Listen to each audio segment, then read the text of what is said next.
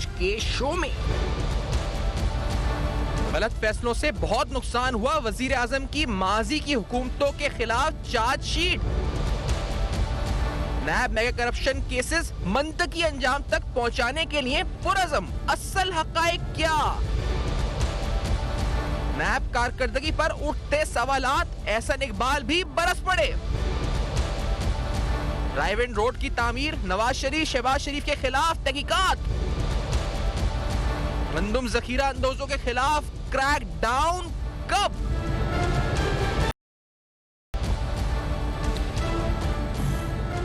अस्सलाम वालेकुम। पस पर्दा हकायक सनसनीखेज इंकशाफात, प्रोग्राम बेनकाब। मैं हूं आपके साथ सैफान खान। अहम तरीन सियासत और इसके अलावा दीगर वाकयात को पेश नज़र रखते हुए बड़े अहम डेवलपमेंट्स हो रही हैं, लेकिन हमारी सियासत में वही इल्ज़ाम तराशियों का सिलसिला जारी है।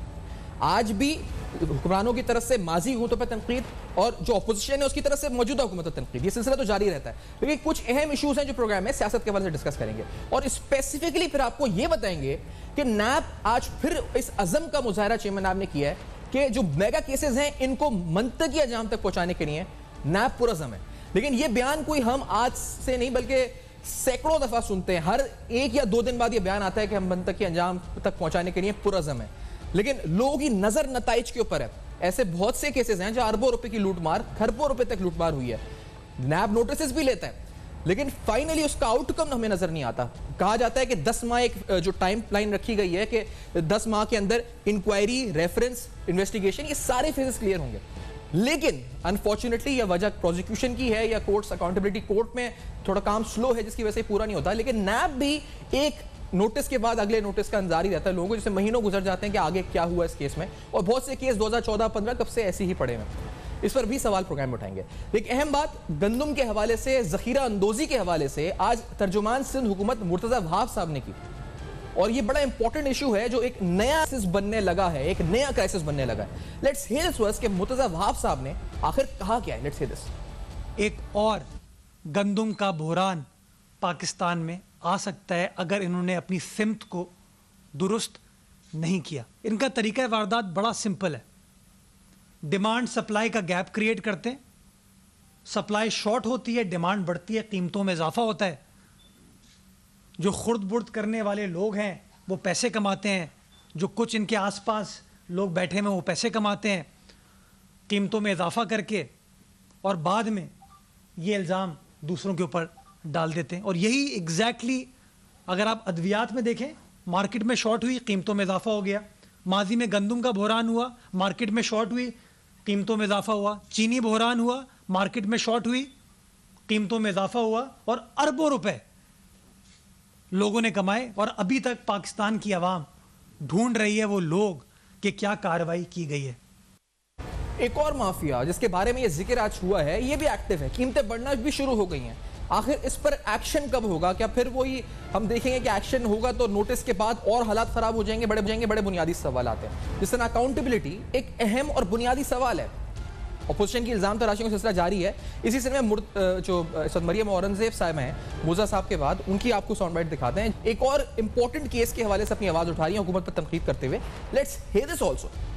ये तो हम 17 साल से सुन रहे हैं कि इमरान साहब ये करेंगे, और जितने वादे वज़ीर आज़म इमरान साहब ने किए, या तो वो अदारे बंद हो रहे हैं और या तबाही ऐसी हो रही है जो पाकिस्तान की आवाम के सामने है।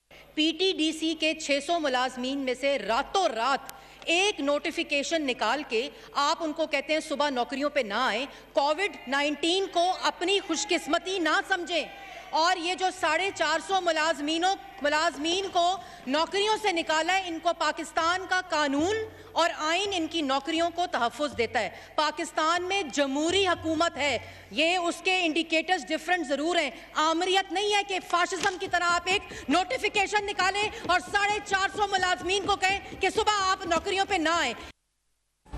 यही नहीं, यानी तनकीद जारी है मुख्तलिफ माफियाज के ऊपर, GITs जिन पर अमल दरामद होता नहीं है, रिपोर्ट्स आ जाती हैं तो, और अमली तौर पर हुकूमत पर यह भी इल्ज़ाम लगता है कि उनके जो अपने लोग हैं बेनिफिशरीज, वो जब मुल्क से चले जाते हैं उसके बाद एक्शन की बात होती है। This is also one criticism जो गवर्नमेंट पर हो रही है।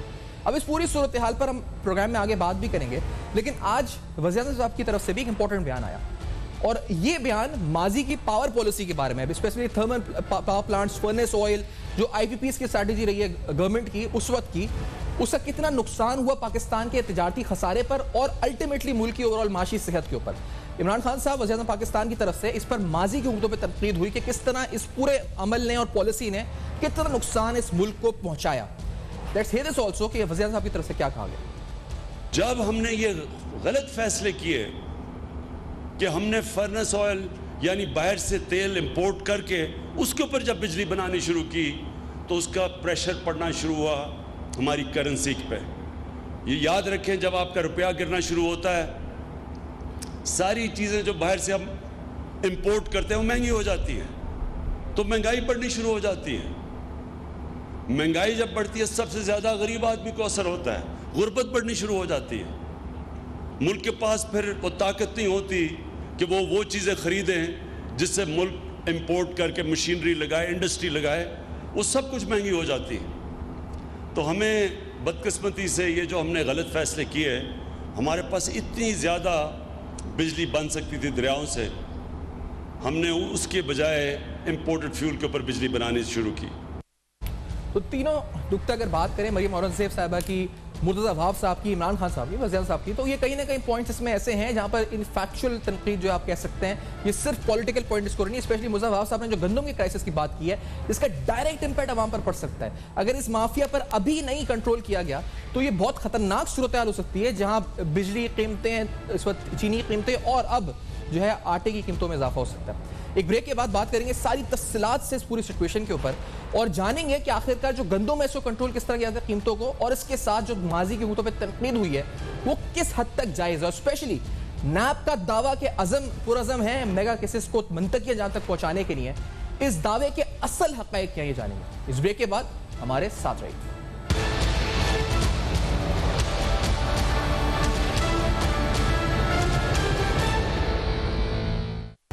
Welcome back. आप देख रहे हैं बेनकाब, और अहम तरीन सवालात आटे की कीमतों में इजाफा, जिस क्राइसिस की तरफ मुर्तज़ा वहाब साहब निशानदेही कर रहे थे, क्या एक बड़ा मेगा क्राइसिस बनने वाला है? क्योंकि आज भी कीमतों में इजाफा हुआ है। ये नहीं, आटा, दाल, चीनी, ये सब महंगा हो रहा है। ये क्या फिर माफिया एक्टिव हुआ है? आखिर हुआ क्या है? रियासत तैना साहब को इंट्रोड्यूस करते हैं प्रोग्राम में, जो मेंबर कौमी असम्बली है पाकिस्तान तहरीक इंसाफ के, निहाल हाशमी साहब पाकिस्तान मुस्लिम नून से हमारे, और ख्वाजा शमशुल इस्लाम साहब जो मेंबर हैं FPCI के, और इसके साथ साथ एक एक्सपर्ट है कमोडिटी के, वो भी हमारे साथ मौजूद होंगे। निहाल हाशमी साहब, पहले आपकी राय जानूंगा, आखिरकार ये जो इजाफा हुआ है अब कीमतों में आटे की, आप किस तरह इंटरप्रेट कर रहे हैं इसे? ये एक इनएक्शन है गवर्नमेंट का जिस वजह से ये हो रहा है, कोई माफिया एक्टिव हुआ है, या डिमांड सप्लाई गैप से हुआ है, नेचुरल सर्कमस्टेंसेस हैं? What do you interpret on this? आपकी इंटरप्रिटेशन क्या है? बिस्मिल्लाहिर्रहमानिर्रहीम।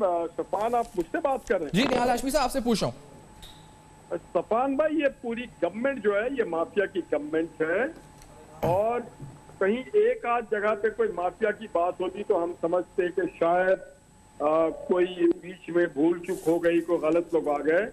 वो पेट्रोल हो, डॉलर हो, आप डॉलर से शुरू हो जाएं, चीनी पे आ जाएं, चीनी से आटे पे शुरू हो जाएं, आटे से आप अपने पेट्रोल पे शुरू हो जाएं, आप जिस चीज पे भी जाएं, यहाँ हर तरफ आपको माफिया नजर आएगी। ये कोई भूल चूक नहीं हुआ, ये एक डेलिब्रेट एक्शन है कि IMF के ईमा पे ये पाकिस्तान के लोगों के मुंह से निवाला छीनना चाहते हैं, और ये पूरी प्लानिंग है। देखिए ना, हमारी इकोनॉमी को देख लें और हमारी 2015 की इकोनॉमी को देख लें, जब इसाक डार साहब इस मुल्क के वजीर खजाना थे, उस वक्त आटे की कौन सी आबादी बढ़ गई है? हमारी प्रोडक्शन बढ़ी है, गंदम ज्यादा पैदावार हमारी हुई है, गंदम की, हमारी शुगर की ज्यादा पैदावार हुई है। तो फिर ये आटा गया क्या हमारी आबादी 10 करोड़ बढ़ गई है या 50 लाख बढ़ गई? नहीं बढ़ी है। तो फिर या तो ये स्मगल हुआ है, या सप्लाई और डिमांड में गैप किया गया है, या ये होर्डिंग कर रहे हैं। ये एक्सपोर्ट करते हैं तो भी मुनाफा करते हैं, खाते हैं, और इम्पोर्ट करते हैं। तो ये तो डेलिब्रेट है, इनको पता है, इनके अब जाने का वक्त है। लोगों की तब्दीली इन्होंने देख ली, लोगों ने, अब लोग इनसे बड़े नाला हैं, तो ये अब पैसा कमा के अपना खर्चा पूरा करना चाहते हैं। नहीं तो आप क्या कह रहे हैं? आप कह रहे हैं कि ये हुकूमत खुद करवा रही है ये सारी कीमतों में इजाफा, यानी बेनिफिशियरीज गवर्नमेंट के अंदर है जो ये सब करवा रहे हैं, आप ये कहना चाह रहे हैं? जी, अगर आप यहाँ पे देखना शुरू हो जाए, नजीम बाबर साहब जो है वो एनर्जी सेक्टर के रज़ाक दाऊद साहब ताजिर हैं, वो भाषा डैम के कंस्ट्रक्शन में भी उनकी कंपनी है। आप जहांगीर तरीन साहब करीब तरीन आदमी जो कैबिनेट में बैठ करके उनके पार्टी के जनरल सेक्रेटरी रह चुके हैं। आप खुसरू बख्तियार साहब को उठा के देख लीजिए, वो कौन साहब है। आप यहाँ पे जिस आदमी को उठा के देख लें, उनका कहीं ना कहीं इसके साथ गठजोड़ है जो क्राइसिस हुआ है। तो एक just give me one name जो इस और फिर ये सारे नॉन इलेक्टेड लोग हैं और क्लैश ऑफ इंटरेस्ट है इनका आपस में। तो ये जब क्लैश होता है तो फिर आपको अंदाजा होता है कि उसकी कीमत जो है वो पाकिस्तानी कौम को और जो सार्फिन है उनको अदा करनी पड़ती है। और पाकिस्तान की गरीब अब मजबूरी है, हमने रोटी तो खाना है जिंदा रहने के लिए। तो जिस कीमत पे भी आपने आटा देना है, हमने आटा लेना है। गरीब आदमी चलो 2 रोटी नहीं 1 रोटी खा लेगा, 2 कप चीनी का नहीं होगा, एक चाय पी लेगा। तो ये डेलिब्रेट और ये जिम्मेदारी किसकी है? पाकिस्तान में इदारे हैं, तो इदारे एक्शन क्यों नहीं दे रहे हैं? तो ये जानबूझ के नहीं दे रहे हैं। उस वक्त देखिए ना, पेट्रोल नहीं मिलता है जब सस्ता होता है, पेट्रोल बाखिर में मिलता है जब महंगा हो जाता है। और ये मैं नहीं कह रहा हूँ, ये तो इनके वजीरों ने, मुशीरों ने, नदीम बाबर साहब ने आगे कहा है कि जनाब हमने उन ऑयल कंपनीज पे फाइन किया, जुर्माना किया 1 करोड़, मुनाफा कमाया 15 अरब, जुर्माना दिया 1 करोड़। तो ये घाटे का सौदा नहीं मेरे भाई। तो ये कोई रॉकेट साइंस नहीं है। सब आदमी को समझ आ रहा है कि ये गवर्नमेंट क्या करी। ये तब्दीली है कि चीजें महंगी कर दें, आपकी जो मईशत है उसको IMF के हवाले कर दें, सारे मेड इन रियाज साहब आपसे जानना चाहेंगे, आप भी एक MNA है, पब्लिक में जाते हैं, तो ऐसे फैसलों का रिएक्शन तो आता है। अगर कीमत बढ़ती है, आपकी तरफ से भी नहीं बढ़ रही, तो रिएक्शन तो आता है। पब्लिक को फेस करना कैसा मुमकिन है? और जो नून लीग इल्जाम लगा रही है कि ये गठजोड़ है और बेनिफिशरीज आपकी गवर्नमेंट में जो अनइलेक्टेड है, वहां वो लोग पैसा बना रहे हैं। तो do you agree with this, या आपकी अगर इसके क्या काउंटर आर्गुमेंट होगा? रियाज साहब,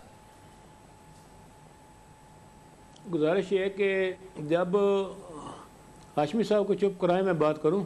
जी हाशमी साहब, आप अगर उनका जवाब हमें सुने थे। हाशमी साहब, निहाल हाशमी साहब जी, क्या सर? अच्छा, गुजारिश ये है कि पिछला दौरे हुकूमत, जब हाशमी साहब की हुकूमत थी, पिछला दौरे हुकूमत था, तो पूरी कौम ने एक नारा लगाया था, शेर आटा खा गया। आटा पूरे मुल्क में गायब हो गया था, कहा गया कि शेर आटा खा गया। और आपने ये भी देखा कि उस दौर में जितनी बद इंतज़ामी थी, इसका अंदाज़ा नहीं आपको कितनी ज़्यादा बद इंतज़ामी थी।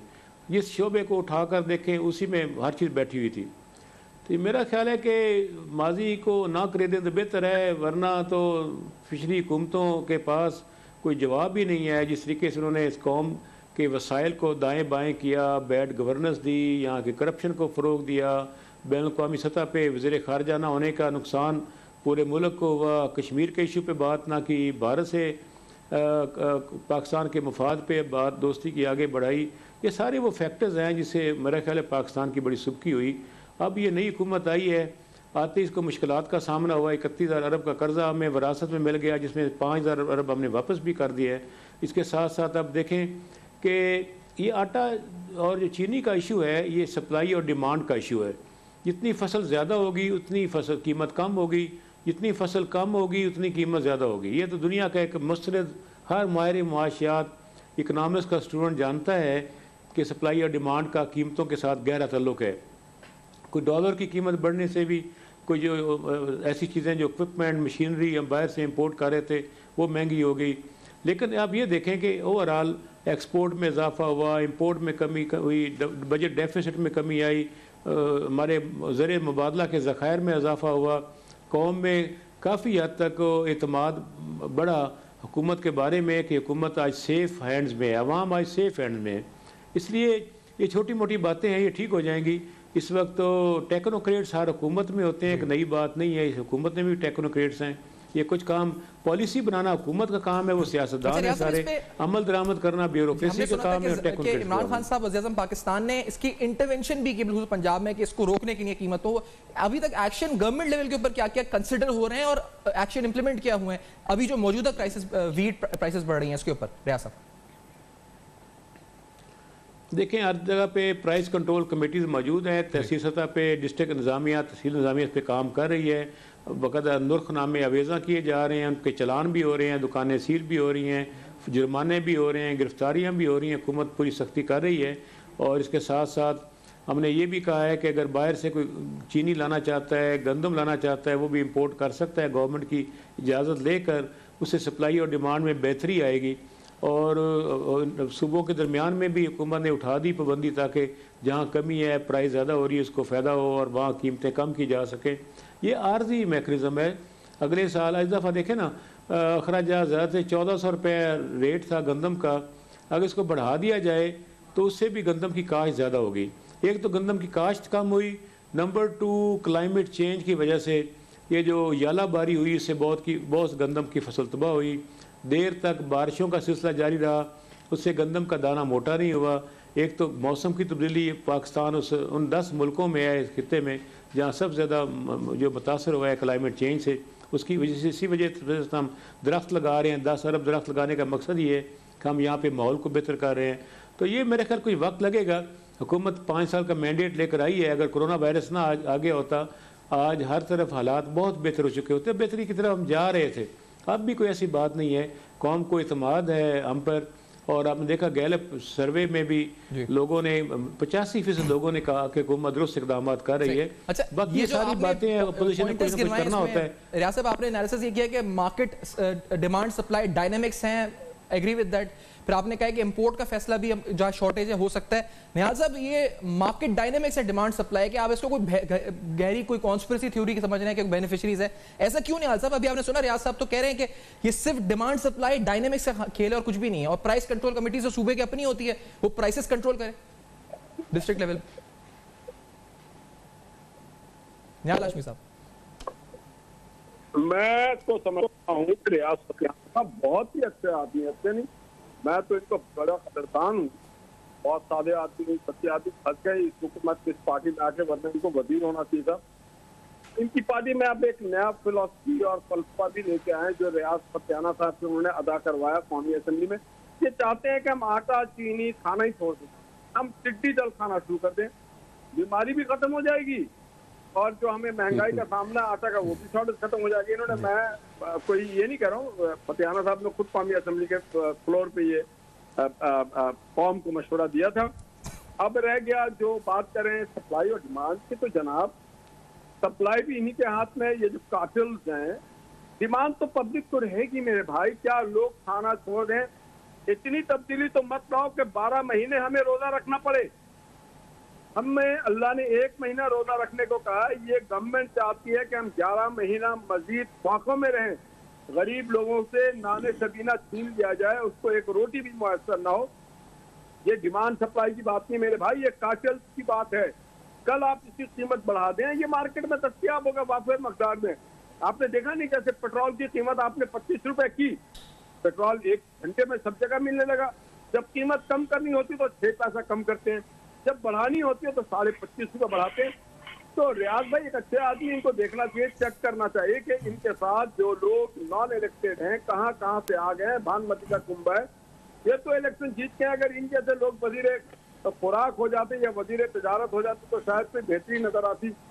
अब तो आवाम को बस यही एक मशवरा इनको देना है कि आप दिन में 2 दिन में एक बार रोटी खाया करें, खाना खाया करें, ताकि आपके अखराजात भी कम हो और डिमांड और सप्लाई का ही मामला ना हो।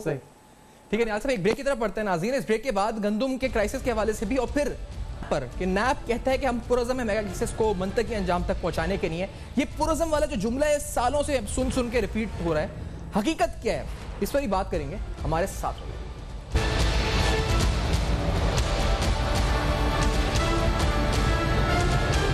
Welcome back. आप देख रहे हैं बेनकाब। बेनकाब में अहम तरीन सवालात अकाउंटेबिलिटी प्रोसेस के हवाले से भी उठाएंगे, लेकिन निहाल हाशमी साहब ने जाते थे कहा कि ये सब कार्टेल्स का काम है जो हो रहा है। रियाज साहब, मैं चाहूंगा कि आप इस पर पहले मौकिफ दें तो हम अगले सवाल की तरफ बढ़े नैब के हवाले से, कि ये कह रहे हैं it is only cartels who are working. CCP क्या कर रहा है sir, competition commission of Pakistan क्या कर रहा है, नैब क्या कर रहा है, ये सारे सवाल हैं रियाज साहब। देखें, कार्टेल तो पाकिस्तान में बहुत देर से हैं और इनका काम यही रहा है। इसमें मैं नाम नहीं लेता, लेकिन कई ऐसे शोबे हैं जहाँ पे कार्टेल मौजूद थे। हमारी हुकूमत ने आते ही SCCP को reorganise, security exchange commission of Pakistan को रीऑर्गेनाइज किया है, कंपटीशन कमीशन ऑफ पाकिस्तान को स्ट्रेंथन किया है।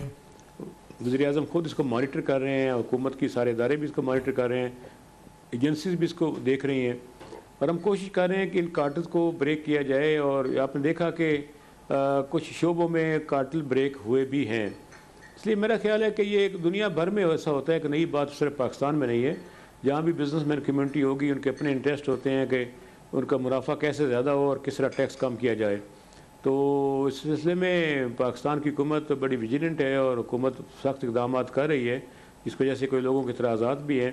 हम चाहते हैं करप्शन का खात्मा हो, गवर्नेंस में बेहतरी आए, यहाँ पे इदारे अपना काम जो है ओरिजिनल उनको परफॉर्म करें, आवाम को शऊर और आगाही दी जाए और सोशल डिसिप्लिन हो पूरे पाकिस्तान। अच्छा, आपने इदारों की बात की, आप पब्लिक अकाउंट्स कमेटी के मेंबर भी हैं। नैब की कारकर्दगी कैसी है सर? क्योंकि यहाँ पर केसेस बने जा रहे हैं, रोज एक नोटिस आता है, उसमें 20-20, 30-30 नोटिस आ जाते हैं कि आज इस पे ये नोटिस पे वो नोटिस। अमली तौर पर लोग देखते हैं क्या हो रहा है। तो आप इसके प्रोसेस से, क्योंकि आप खुद नेशनल असेंबली की पब्लिक अकाउंट्स कमेटी में है, क्या ये जो नैब की अकाउंटेबिलिटी है ये हकीकी मायनों में कुछ कर भी रही है? सिर्फ दावे हो रहे हैं, बातें हो रही हैं, स्टेटमेंट्स आ रही हैं, मीडिया हाइप, और कुछ भी नहीं? देखें, जनरल परवेज़ मुशर्रफ साहब के दौर में 2001 में नैब ऑर्डिनेंस आया था और स्टार्ट में काफ़ी ज़्यादा सख्त था और आपने देखा कई लोगों के साथ ज़्यादतियाँ भी हुई, कई लोगों को इंसाफ भी मिला। तो वक्त के साथ साथ इसमें जो इस मौजूदा मैकेनिज़्म है, इसमें तमाम तर नामजदगियाँ पिछली हुकूमत की हुई हैं। पिछले अपोजिशन लीडर और पिछले वज़ीर-ए-आज़म ने मशावरत के बाद फ़ैसला किया था। इसमें हमारी हुकूमत की तरफ से कोई नामजदगी नहीं है ना। तकरीबन 90% केसेस ऐसे हैं जो अपोजिशन के आपस में, जैसे पीपल्स पार्टी के खिलाफ नून लीग ने बनाए, नून लीग के खिलाफ पीपल्स पार्टी ने बनाए। हमने तो बहुत कम रेफरेंसेस भेजे हैं, पुराने रेफरेंसेस हैं, उस पर नैब खुद मुख्तार और बाख्तियार है। नहीं सर, मैं नहीं कह रहा नैब की खुद मुख्तारी पर सवाल नहीं पूछ रहा, नैब में जो रिफॉर्म्स होने चाहिए उस पर सवाल पूछा। जी, इसमें कोई हर्ज नहीं है, क्योंकि कोई आसमानी सहीफा कोई कानून नहीं होता। नैब में कुछ कमियां कोताहियां हैं, उनको इम्प्रूव किया जा सकता है। मैं इत्फाकन standing committee law and justice का चेयरमैन भी हूँ। हमारे पास गवर्नमेंट एक आर्डिनेंस लेकर आई थी, नैब ऑर्डिनेंस, लेकिन वो फिर बाद में एक्सपायर हो गया। 3 महीने से ज़्यादा ऑर्डिनेंस रह नहीं सकता, तो इसलिए पुराना लॉ जो है बहाल हो चुका है, जो असल लॉ था नैब का। इस सिलसिले में हुकूमत अपोजिशन जब तक एक पेज पर नहीं होगी, क्योंकि अददी अक्सरियत हुकूमत को हासिल नहीं है सेनेट ऑफ पाकिस्तान में इस वक्त तक, इसलिए इस पर कोई पेशरफ्त नहीं हो सकी। लेकिन एक बात वाज़ेह है कि मेरा ख्याल है हुकूमत और अपोजिशन दोनों में ऐसी सोच पाई जाती है कि नैब के कानून को और बेहतर किया जाए, ताकि कोई इसमें इंतकामी कार्रवाई ना कर सके और इसकी स्पीडी डिस्पोजल ऑफ केसेस की और इंसाफ मिले। तो इस्लाह की गुंजाइश मौजूद है। अच्छा, माहिर अजनास हैं शमसुल इस्लाम साहब, वो भी प्रोग्राम में हमारे साथ मौजूद हैं, उनको खुशामदीद कहते हैं। आपके सामने हम सामने रखते हैं ये रिपोर्ट, अगर हम फुल स्क्रीन दिखा भी देते हैं, जो नैब के 179 मेगा केसेस हैं, क्योंकि आज भी कहा गया कि अज़म ये है कि इनको खत्म करना है। इसमें इंक्वायरीज अंडर प्रोसेस जो मई 2015 में जब सुप्रीम कोर्ट ने एक्शन लिया था, तो ये 81 इंक्वायरीज थी, इन्वेस्टिगेशन अंडर प्रोसेस 52 थी, रेफरेंसेस इन ट्रायल कोर्ट्स थी 46, टोटल 179 मेगा केसेस थे। ये जो लिस्ट है ये 13 मई 2020 की है, जो मैं पढ़ रहा हूं आपके सामने। जैसे अगर इंक्वायरीज अंडर प्रोसेस 81 थी तो वो अब 12 रह गई हैं अकॉर्डिंग टू नैब। अगर इन्वेस्टिगेशन अंडर प्रोसेस 52 थी तो वो 15 रह गई हैं, और रेफरेंसेस इन ट्रायल कोर्ट्स अगर 46 थे तो अब 99 हो गए हैं। लग ये रहा है कि मामला रेफरेंसेस पे जाके स्लो हो जाता है। और केसेस जो डिस्पोज हुए 179 में इन 5 सालों के अंदर, वो 53 हैं, 53 केसेस डिस्पोज ऑफ हुए हैं, टोटल 179 केसेस। निहाल हाशमी साहब, आपकी जमात, एहसन इकबाल साहब ने भी कल बोला है नैब पर, और ये जो नंबर्स हैं ये तो बताते हैं केसेस डिस्पोज ऑफ हो रहे हैं, लेकिन नजर ये आता है कि केस स्टार्ट होता है, उसका इख्तिताम नजर नहीं आता। निहाल हाशमी साहब, आपकी क्या इस पर इंटरप्रिटेशन है?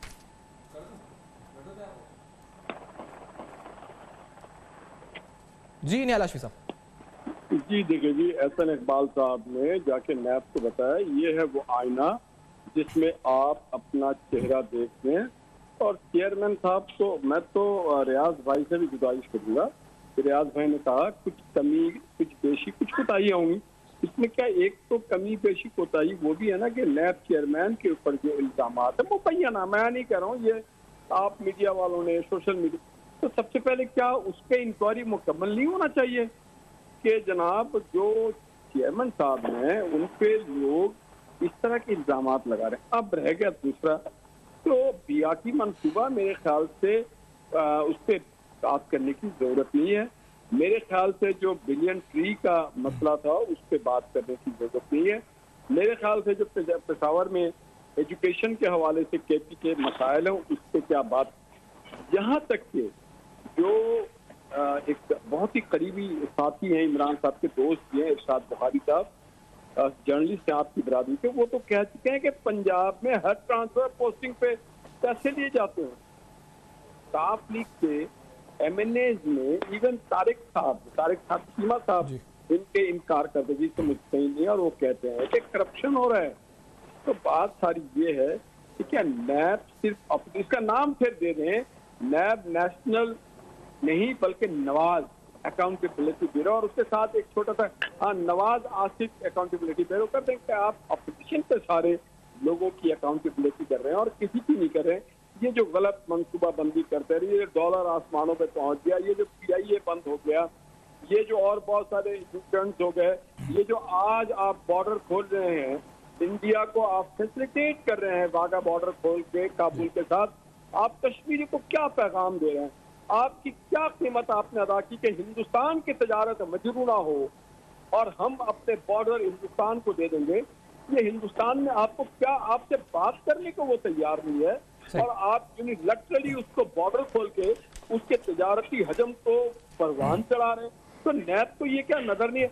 नैब को ये बताएं, जो करतारपुरा का जो वो बना है उसमें 14 बिलियन से ज्यादा रुपए खर्च किए गए, कहाँ पे CEC के एक्निक से अप्रूव था, कब किस कमेटी ने अप्रूव किया, किस फंड से किया, किस तरह से किया? आप नैब को नजर नहीं आ रहा कि बापका में जो कुछ हो रहा है उसके हवाले से नैब कोई नहीं बात करी। अच्छा, नैब नहीं देख रही। एक बात जो अभी हो रही नैब रेलवे को नहीं देख रही है। हाँ। रेलवे में क्या हो रहा है? सुप्रीम कोर्ट देखे, सुप्रीम अच्छा, कोर्ट ने 12 नैब के बारे में कहा है कि ये इंतकाम का इदारा बन गया। ये क्या हो रहा है इस मुल्क में? नहीं, निहाल साहब, आपने अभी आरडे पे बात की थी और इस वक्त फतियाना साहब ने बात की थी। आपका एनालिसिस ये था कार्टल्स हैं, रियाज फतियाना साहब कहते हैं कि मार्केट सप्लाई डायनामिक्स हैं, डिमांड सप्लाई। शमसुल इस्लाम जो अजनास के एक्सपर्ट्स हैं, इससे पहले कि ब्रेक हो मैं उनका कमेंट लूं, शमसुल साहब आरडे के साथ क्या हो रहा है आखिरकार, और क्या ये कोई माफिया है दोबारा एक्टिव हुआ है? जो कीमतों में रिसेंट इजाफा हुआ है, इस पर एक्शन क्या होना चाहिए शमसुल साहब?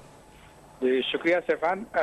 असल में इशू क्या है कि हमारी जो वीट की क्रॉप है लास्ट ईयर के मुकाबले में इस दफा कोई कम हुई थी और अराउंड 25 मिलियन टन हमारे पास हुई है, जबकि हमारी कंजम्पशन जो है वो अगर हम 22 करोड़ की आबादी लें तो हमारी। वेलकम बैक, आप देख रहे हैं बेनकाब। बेनकाब में ये सवाल के जो गंदम है इसकी कीमतों में इजाफा, इससे मुस्तफीद कौन हो रहा है, कौन सा माफिया एक्टिव है? शमसुल इस्लाम साहब, आप एक्सपर्ट हैं अजनास के, गंदम की कीमतों में जो हो रहा है आप समझा रहे थे, असल में अगर पूछा जाए स्ट्रेट फॉरवर्ड पॉइंट ब्लैंक, कौन जिम्मेदार है? देखिए जी, जिस तरह से चीनी का कार्टेल आपने देखा है जो कई दिहाइयों से पाकिस्तान में कंज्यूमर्स को लूट रहा है एक्स्ट्रा प्राइस चार्ज करके, उसी तरह से आपका गंदम का भी एक बहुत बड़ा स्ट्रॉन्ग कार्टेल है। और इस वक्त इन्होंने 2 विंग बनाए हुए हैं, एक पंजाब में काम कर रहा था और एक हमारे सिंध में एक्टिवेट हो गया है। अच्छा। पंजाब में तो उन्होंने अपनी मर्जी की पॉलिसी करवा ली और गवर्नमेंट से कोई 9 लाख टन की क्वांटिटी वीट की जो है 2 महीने पहले वक्त है, जो हमेशा सितंबर ऑनवर्ड रिलीज हुआ करती थी, वो जुलाई में रिलीज करवा ली है। जिसका मतलब है कि गवर्नमेंट के जो है स्ट्रेटेजिक रिजर्व जो है आपको अक्टूबर नवंबर में बहुत ज्यादा आपके पास नीचे आ जाएंगे और उस वक्त ये फिर एक नया क्राइसिस क्रिएट करेंगे। और अब क्योंकि हुकूमत ने इंपोर्ट अलाउ कर दी है 1.5 मिलियन टन की, और जिसमें से जो है कोई 2 मिलियन टन के करीब जो है इंपोर्ट के परमिट के लिए लोगों ने अप्लाई भी कर दिया है। एक जहाज ऑलरेडी $220 के करीब बुकिंग हो गई है, वो किसी वक्त भी पाकिस्तान पहुंचने वाला होगा। तो ये एक कार्टेल कोशिश कर रहे हैं कि इंपोर्टेड वीट के आने से पहले ही एक आर्टिफिशियली प्राइस